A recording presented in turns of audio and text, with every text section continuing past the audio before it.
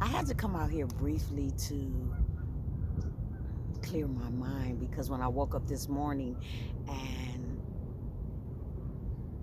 turned on social media, I discovered that another dream has been deferred. Another tragedy has been frozen in time because another African American man has been murdered. Somebody murdered Takeoff from the Migos this morning.